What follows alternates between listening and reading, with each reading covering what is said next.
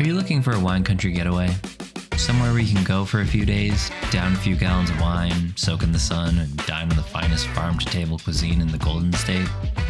Or do you want to drink among the vines, admiring the rolling vineyards that stretch on, seemingly forever? Or do you want to just dabble in wine tasting? If you answered yes, or even maybe to any of the above, then you are in luck. Paso Robles should jump to the top of your travel list.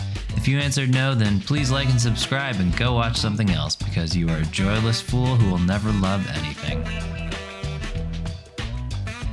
So go ahead and open up a bottle of red, white, or bubbly, and come uncork the beauty and flavors of Paso Robles with us. Nestled into the rolling hills of San Luis Obispo County sits Paso Robles. The full name, El Paso de Robles, means the Pass of the Oaks, an apropos name given that the town is littered with those beautiful wood totems. The city is home to roughly 32,000 people, and all around has a real small town charm with old western buildings and a central and walkable downtown perfect for stumbling around after a day at the vineyards. In the center of it all is a tree-filled park made for strolling and contemplation. Wine tasting for me has never been what I expected wine tasting to be before I really actually went wine tasting. I always expected sideways. It's just a flutter of like a nutty Edam cheese. Wow. If you're like us, you're going to a place like Paso to enjoy yourself and probably try to cope with all the stresses of modern day life. And there's no place better to do that than Niner Wine Estates. This winery is emblematic of the casual sophistication you'll find everywhere in Paso.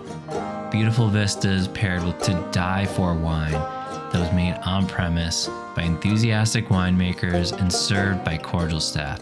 I know this might look pretty highbrow, and visually every winery we've been to has been breathtaking, but none of them feel stuffy. I'd never even heard of half the varietals served in Paso before visiting, but the staff at every winery are always happy to answer questions, explain different grapes, or the history of Paso. Niner is always a must-stop for us, not only because we got married here, but because it is truly an amazing place to spend the day sipping juice from crushed grapes. But Niner's not alone. Other places in Paso we like for wine tasting are... If I were to dub one winery we've been to the most LA, this would be it. And really, in all the good ways. The chic minimalism gives the Booker tasting room the look of a restaurant everyone keeps posting on Instagram. But again, it's all for show. Everyone is super friendly, and they even have this cute dog roaming the property. Booker also gets top marks for their tasting locations, a bocce court, a cellar lounge, and their main room.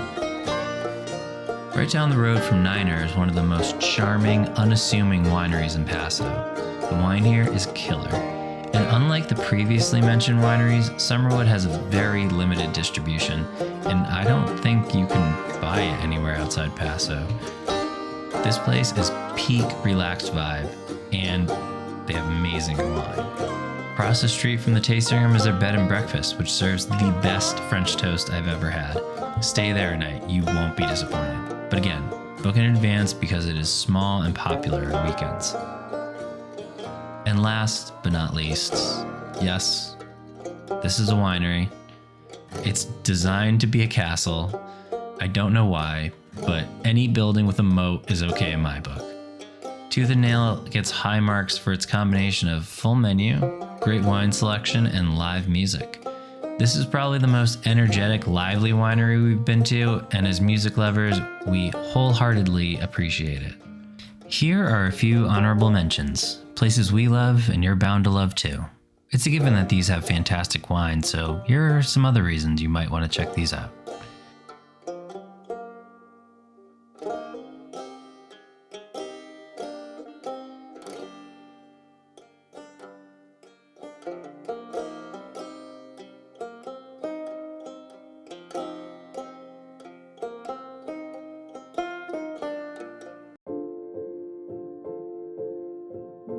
Dining in Paso isn't what you'd expect from a town of 30,000 people.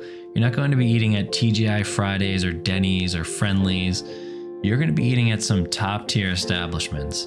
4 restaurants were even featured in the 2022 Michelin Guide, and one 6 test kitchen even got a star. Maybe you don't care about a food guide put out by a tire company, but it's a big deal in the culinary world, and in my experience, they're usually pretty on point. I mean, look at this guy. The dude likes to eat. Even if you're looking for more casual fare, Paso has plenty of options. Honestly, some of my favorite restaurants are in Paso. There are dishes I dream about. Every meal of the day, there are great options. Here are some of our favorites.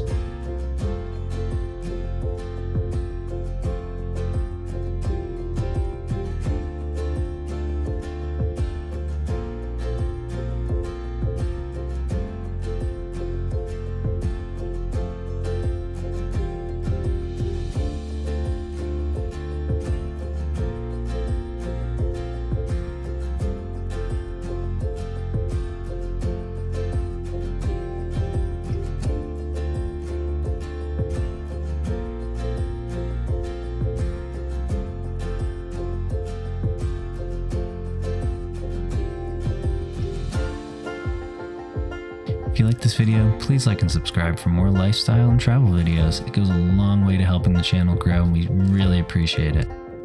Until next time.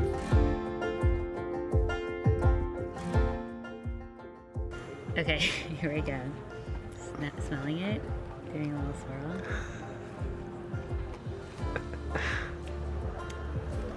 It's bright, it's light. Can't remember what he said it tastes like, so I'm gonna not say that. I like it. 2014. Totally different smell. Ooh, this is way better. This is really good. This tastes like a really like buttery Chardonnay, and he said like a brioche kind of flavor, which can totally taste it. It has way more flavor. Wow. And complexity, I think, than this one, which is like on the lighter side, in my opinion. And definitely